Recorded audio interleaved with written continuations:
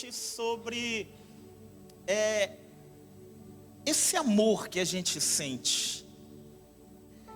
Ele é verdadeiro?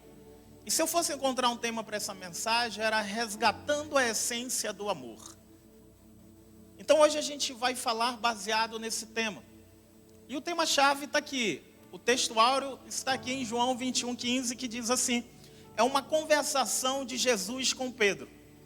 E ele começa assim: E depois de terem jantado, disse Jesus a Simão Pedro: Simão, filho de Jonas, amas-me mais do que a estes? E ele respondeu: sim, Senhor, tu sabes que te amo.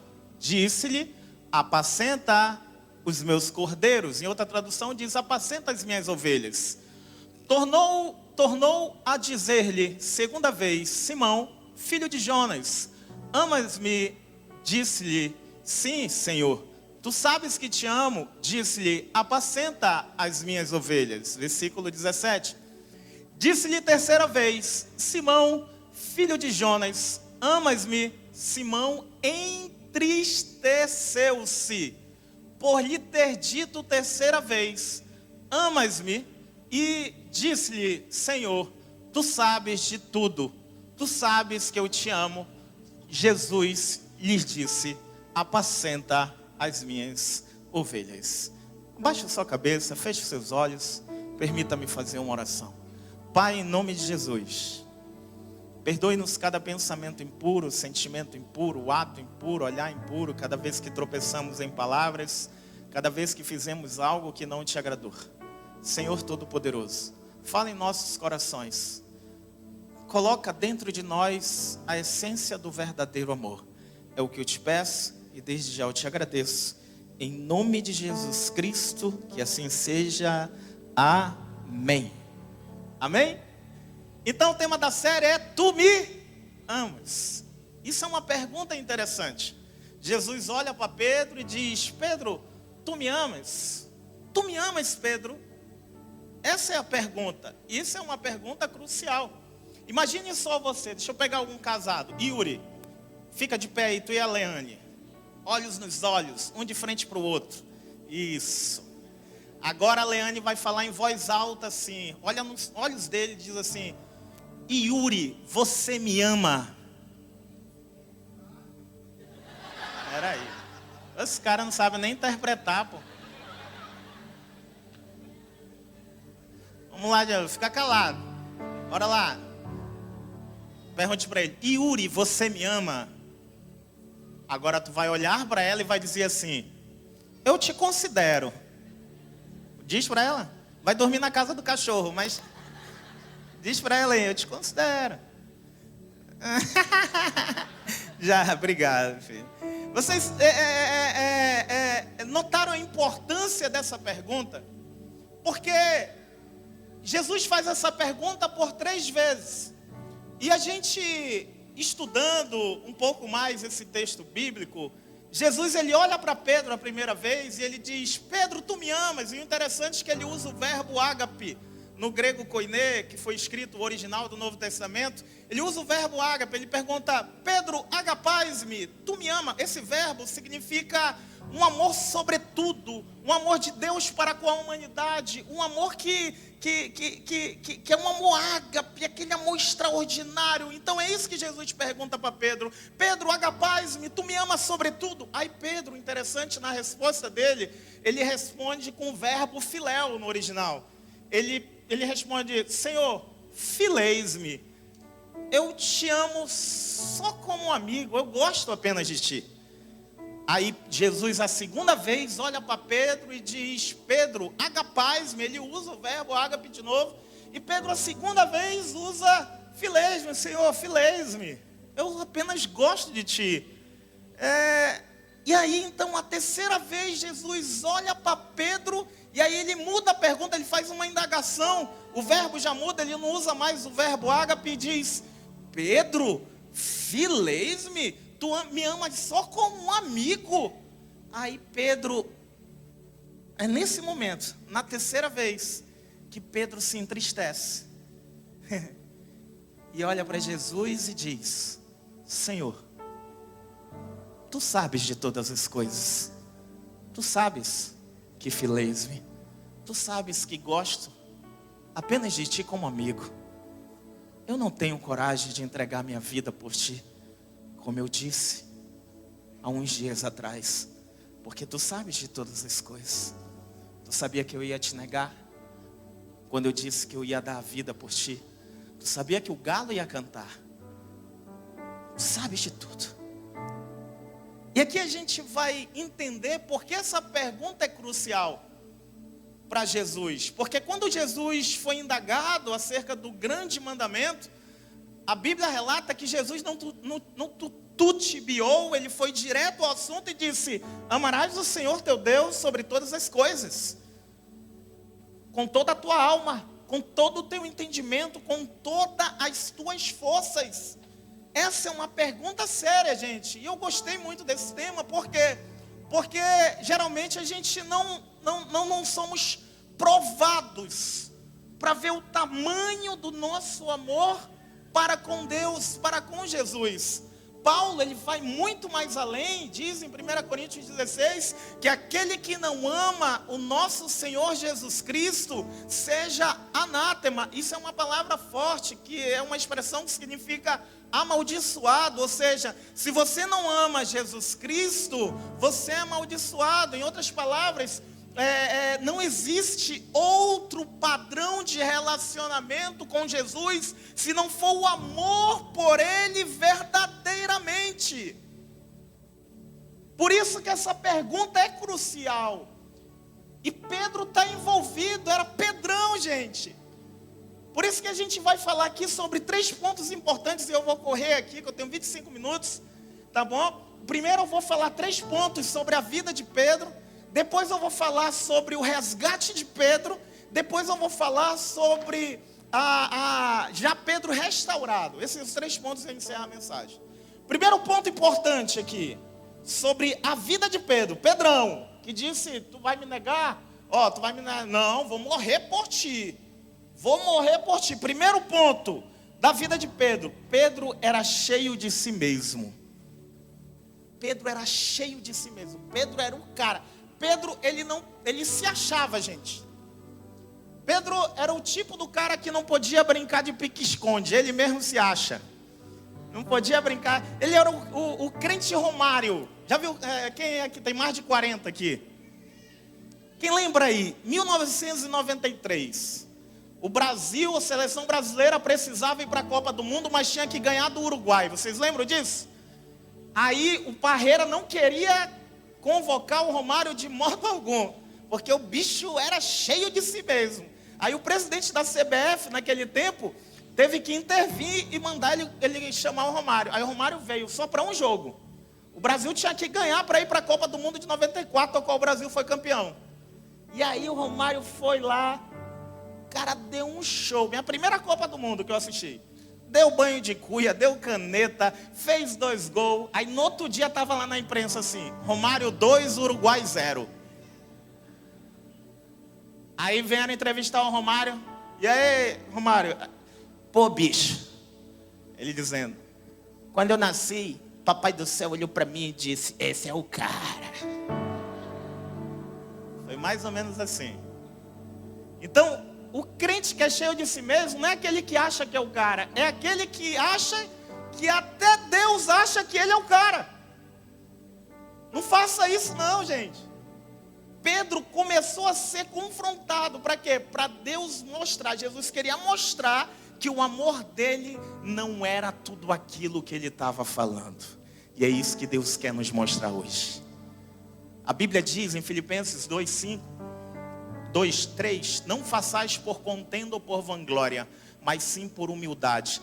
Cada um considere os outros superiores a si mesmo, não atentando nós no que é propriamente seu, não atentando cada um no que é propriamente seu, mas cada um no que é do outro. De sorte, no versículo 5, ele vai dizer que haja o mesmo sentimento em vocês que houve também em Cristo Jesus, que sendo em forma de Deus, não teve por usurpação ser igual a Deus, antes esvaziou-se a si mesmo, tomando a forma de servo, fazendo-se semelhante aos homens e achado em forma de homem, se humilhou até a morte e morte de cruz. E quando você é humilde e se humilha, Deus te exalta. Aí a Bíblia vai dizer, por isso Deus, recompensa de Jesus, por isso Deus o exaltou sobre todo nome, e lhe deu um nome que é sobre todo nome, para que ao nome de Jesus se dobre todo joelho que está nos céus, na terra e debaixo da terra, e toda língua confesse que Jesus Cristo é o Senhor. Nada de crente Romário aqui, hein? Mas tem outro tipo aqui que eu gosto bastante da vida de Pedro. Não gosto, né? Eu gosto de criticar o irmão, né? A gente tem que detonar Pedro aqui nesse momento. Bora lá. Pedro, segunda coisa da vida de Pedro aqui. Pedro cortava a orelha do irmão. Cara, era um crente galeroso. Eu não sei, eu até disse aqui no outro culto, eu não sei como é que o cara tem uma mira dessa. Né? Acertar a orelha, mano. Né? Eu acho que foi reflexo, ele mirou a cabeça, ele fez assim um malco, né? Aí dele num pedaço da orelha. Aí Jesus foi lá e restaurou o quê? A orelha. Pedro, guarda a espada. Muitos de nós fazemos como Pedro, gente. A gente é acostumado a cortar a orelha do irmão. Pastor, como é que eu corto a orelha do irmão? Quando eu falo mal dele, quando eu não gosto dele, quando eu critico toda hora e essa crítica não é construtiva. Está cortando a orelha do irmão. Não faça isso não, gente, não faça isso não, tá bom? Cortar a orelha do irmão não pode. Pedro, ele era acostumado a fazer isso. Tanto ele como alguns outros. Em Lucas 9:52 vai dizer que João, aquele que encostava a cabeça nos peitos de Jesus, eles foram lá pregar numa cidade. Aí a Bíblia diz que não deixaram Jesus entrar na cidade junto com os discípulos. Aí João, uma excelente ideia, João, olha só o que ele vai dizer. Ele vai dizer, Senhor, tu não quer que a gente faça que nem Elias não, e mande descer fogo do céu para consumir todo mundo, não? Olha, esse cara é bom, hein? Entendeu? Esse cara é bom. Aí Jesus olha para ele, não sabeis de que espírito sois? O Filho do Homem não veio para destruir, mas para salvar as almas daqueles que estão perdidos. E o interessante é que depois de João transformado, ele escreve em 1 João 4:20, se alguém diz, eu amo a Deus e odeio o seu irmão, é mentiroso, pois quem não ama o seu irmão a qual viu, como pode amar a Deus a quem não viu? Ei, o verdadeiro amor, ele te enche. Quando a Bíblia diz que nós somos batizados com o Espírito Santo e com fogo, esse fogo não é sapatear, relampear, pegar fogo, não, para com isso, entendeu? Esse fogo é agir correto diante de todas as circunstâncias, conforme a palavra de Deus. E o primeiro grande mandamento é amar a Deus sobre todas as coisas. E o segundo, semelhante a este, amar o próximo como a si mesmo. E aí, você me ama? O fogo que Deus colocou aí dentro de você, como o apóstolo Paulo diz, o poder que Deus te deu não é para destruição, mas sim para edificação. Imagine aqui comigo, filho, vem aqui rapidinho. Isso é um isqueiro.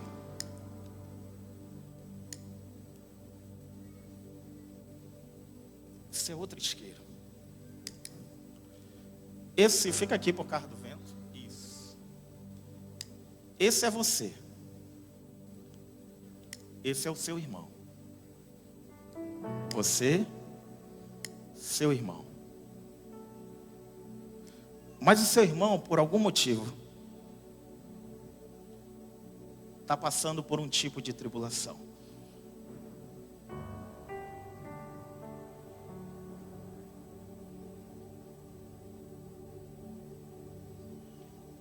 Esse é você. Cheio do fogo. Esse agora é seu irmão.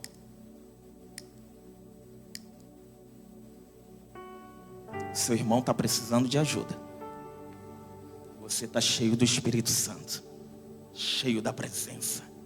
Já ouviu a voz de Deus. Agora o que você vai fazer?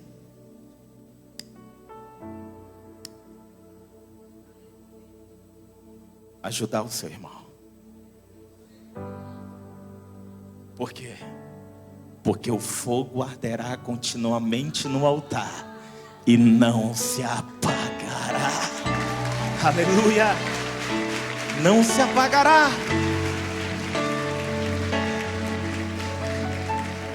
Não corte a orelha do irmão que está do seu lado. Considere ele superior a você mesmo. 17 minutos. Vamos correr. Eu vou pular uma aqui.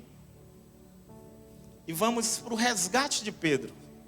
Então, nesse momento, Jesus já começou a provar para Pedro que o amor dele não era lá essas coisas. E é isso que Jesus quer fazer conosco hoje. Porque muitas vezes, rapaz, isso já aconteceu muitas vezes comigo. Eu pensava, eu vou fazer isso para Deus, e vou fazer aquilo, e vou fazer, e depois não fazia nada, me sentia um lixo. E parece que Deus fazia assim, de propósito mesmo, só para me deixar de pensar que era crente ao armário. Mas só que Jesus, Ele nos ama. Diga assim, Jesus me ama. E Ele começa aqui o resgate de Pedro. Coloca aqui para mim Lucas 22, a partir do versículo 60. Lucas 22, a partir... Olha aqui, o início do resgate de Pedro. E Pedro disse, essa é a terceira vez que Pedro nega Jesus. E Pedro disse, homem, não sei o que dizes. E logo, estando ele a andar, a falar, cantou o galo. Versículo de número 61. Isso daqui eu acho fenomenal. E virando-se o Senhor, olhou para Pedro. Em outra tradução diz fixou. Tem essa tradução? Fixou o olhar em Pedro. E Pedro lembrou-se da palavra do Senhor, como lhe tinha dito: antes que o galo cante hoje, me negarás 3 vezes. Olha só isso daqui, gente. Isso é muito interessante, pastor Jean. Imagine só que o senhor é Pedro. Eu sou Jesus e estou eu estou indo preso para ser crucificado, escoteado. E isso logo, um pouquinho antes, o senhor tinha falado para mim que não ia me negar. E aí, Pedro nega a terceira vez. O Senhor nega a terceira vez. E Jesus ali, sendo chicoteado, sendo espancado, coroa de espinhos, sendo caçoado. E aí, nessa hora que Pedro nega, Jesus, ele olha assim, ó, ele fixa os olhos em Pedro. Imagine essa cena, gente. O que Pedro não sentiu, se Jesus tiver que fixar os olhos dele em você hoje, para que você se arrependa, ele vai fazer. Ele vai fazer isso. E ele fixa os olhos. E nessa hora, no versículo 62, a Bíblia diz: e Pedro, saindo dali, chorou amargamente. O primeiro processo de restauração de Pedro são lágrimas. É choro. Por quê? Porque não existe arrependimento sem lágrimas. Não existe arrependimento sem choro. Por quê? Porque a Bíblia diz que os sacrifícios que agradam a Deus é um espírito quebrantado e um coração contrito Deus não despreza. Então, se você tiver que sair lágrimas do seu rosto hoje, quando Jesus hoje te confrontar com amor, através do amor dele verdadeiro, chore para Jesus, porque ele quer te restaurar. Segundo ponto importantíssimo aqui, em João, coloca aqui para mim, em João 21:5, é o processo de restauração de Pedro.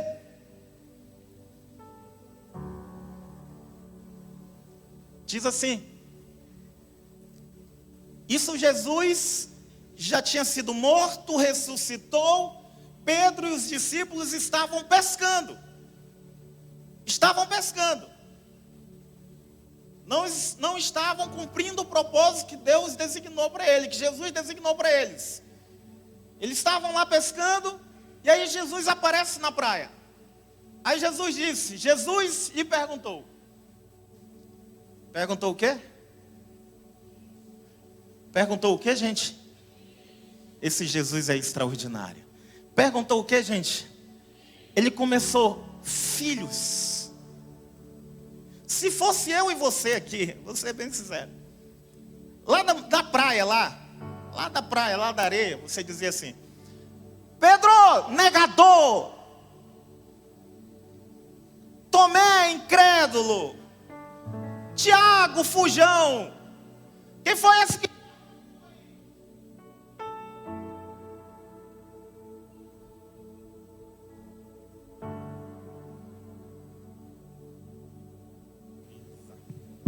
Quem foi esse que correu nu aí? Eu tô doido para chegar no céu para saber quem foi que correu nu, cara.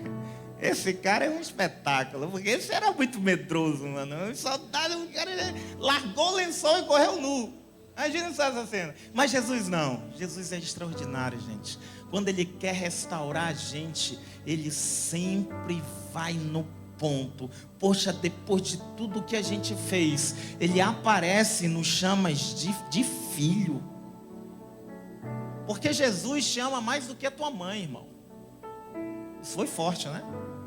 Mas porque a tua mãe sempre vai te defender. Jesus te ama mais do que a tua mãe. Nem a história do cara que ele era soldado, né? Ele estava machando a imprensa toda lá nesse evento. Aí ele era o único que conseguia machar errado. Todo mundo certinho, ele levantava a esquerda em vez de a direita, tudo errado. Aí a cidade toda, a imprensa toda pegou essa cena. Aí encontraram a mãe. Encontraram a mãe. Aí foram perguntar para a mãe assim: como é que a senhora se sente, o seu filho errando todos os passos? Aí ela olhou para o jornalista e disse: que meu filho errou nada, meu filho era o único certo, o errado eram os outros. Jesus. Filhos. Por quê? Porque não importa o tamanho do teu erro, você sempre será filho. Você sempre será filha. Tá depressiva? Ei, você é meu filho. Você é minha filha. Tá ansioso? Ei, você é meu filho. Errou? Você é meu filho. Tá triste? Você é meu filho. Pecou? Ei, aguenta aí. Você ainda é o meu filho. Você é minha filha.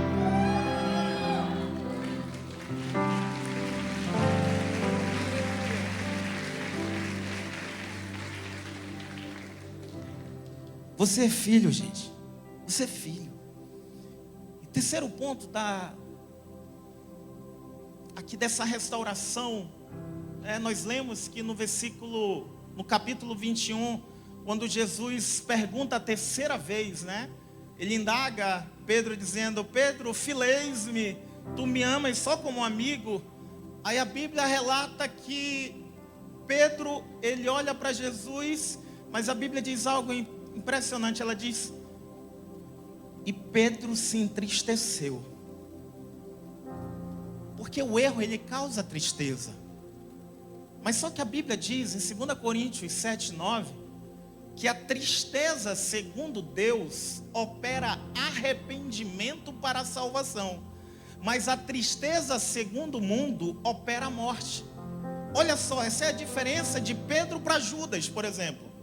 Porque a tristeza, segundo Deus, ambos erraram. Pedro errou, Judas errou. Mas a tristeza, segundo Deus, opera arrependimento para a salvação, que foi o caso de Pedro. Mas a tristeza, segundo o mundo, opera a morte. É o caso de Judas, remorso. Ele pega e se enforca e morre.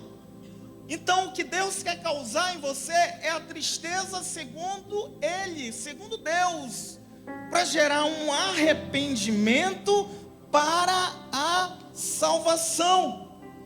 Ou seja, ouve a tristeza. E quando ele fica triste, gente, é algo impressionante.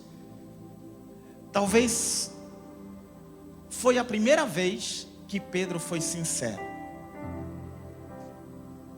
Porque ele disse: Senhor, tu sabes de todas as coisas.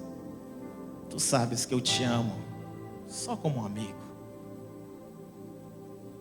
Porque tu sabias que eu ia te negar 1, 2, 3 vezes. Tu sabias até que o galo ia cantar.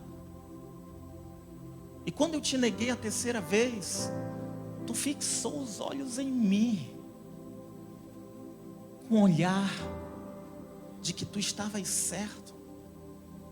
Tudo o que tu dissestes aconteceu.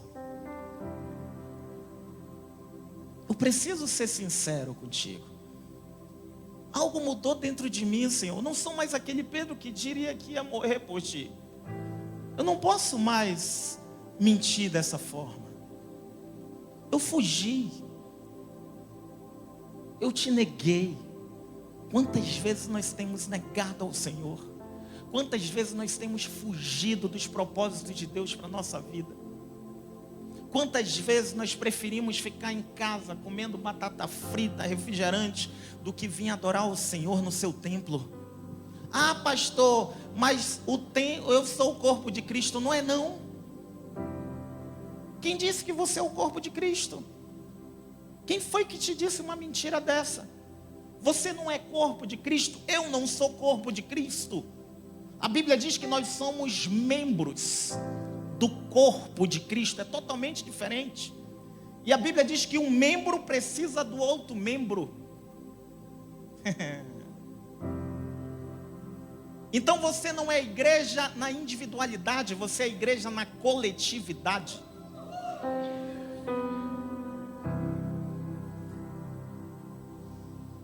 Isso é sério, gente. Tem gente precisando de você, do que você tem. Isso é importante.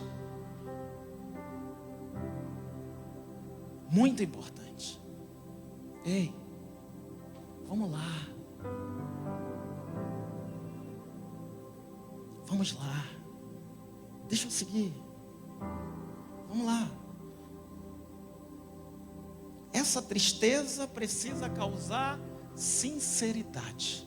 Hoje você vai ter a oportunidade de ser sincero para com o Senhor. Coloca o que está dentro para fora. Que nem a história do garotinho que queria... tempo de Natal ele queria um PlayStation 3. PlayStation 3 não, né? A gente já está no 5. Mas a minha história é o 3. O problema é de vocês.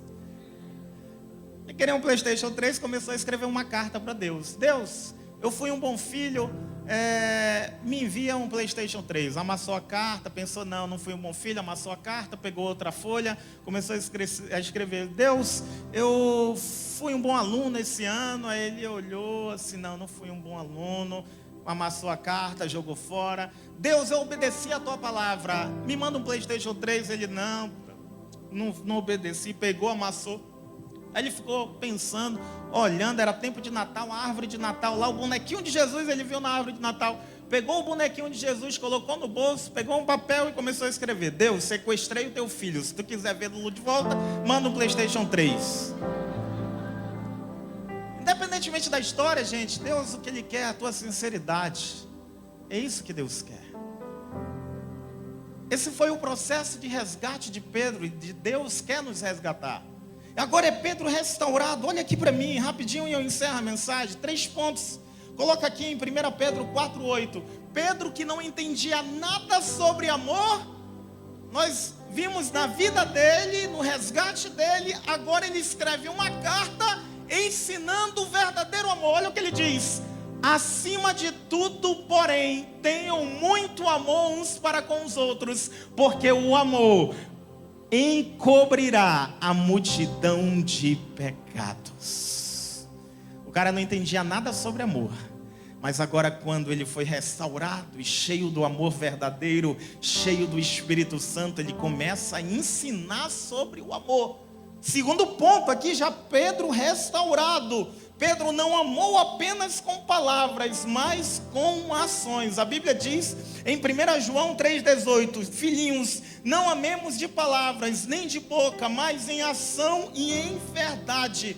Pedro pregou e mais de 3.000 almas se converteram, gente. Ele cumpriu. Não existe amor sem ação. Por isso que Jesus vai dizer: apacenta minhas ovelhas. Tu me ama? Apacenta minhas ovelhas. Não existe amor sem ação. Apacenta minhas ovelhas. Apacenta minhas ovelhas. Eu sei que às vezes dá vontade de desistir, mas não desista. Quantas vezes nós já pensamos em desistir? Você acha que eu e a pastora Teriane de primeira já fomos? Eu estou morrendo de vontade de assumir o Kids. Para com isso. Chorou, relutou. Quantas vezes a gente quis desistir, mas só que quando Deus fala ao nosso coração e nos explica por quê, para quê e para quem estamos fazendo, sangue nos olhos sobe novamente. E é isso que você está precisando, é sangue nos olhos novamente. É um amor verdadeiro dentro de você novamente. Não desista. Se você ainda está aqui na igreja, ou veio de outra congregação e ainda não se envolveu, se envolva. Porque a gente precisa daquilo que Deus te deu, que está dentro de você. Se envolva. Porque não existe amor sem ação. Apacenta as minhas ovelhas. Se você quer ver como está o seu nível de amor, basta verificar a sua disposição no serviço. Sirva. Em último lugar, isso é Pedro restaurado, gente. Pedro, chegou um momento que Pedro foi batizado com o Espírito Santo e com fogo. Ele foi cheio da presença de Deus. Por quê? Porque ele ouviu a voz de Deus. Ele ouviu Jesus, gente. E ele foi cheio da presença de Deus. E quando você está cheio da presença de Deus, gente, quando você está cheio, se cumpre a palavra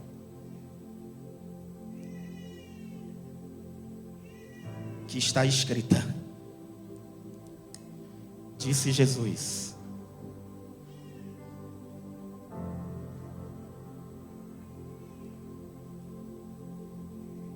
aquele que crê em mim, como diz as Escrituras, rios de água viva fluirão dentro de você. Por mais que venham as tribulações, se você estiver cheio da presença de Deus, porque ouviu a voz dele, uma hora as tribulações, elas vão passar, elas vão acabar, elas vão finalizar. Não perca a presença de Deus. Você me ama? Assim diz o Senhor dos Exércitos: tenho, porém, contra ti que deixastes o teu primeiro amor. Lembra-te de onde caístes e pratica as primeiras obras. Quando não, brevemente a ti virei e tirarei de ti o teu castiçal, se não se arrependeres.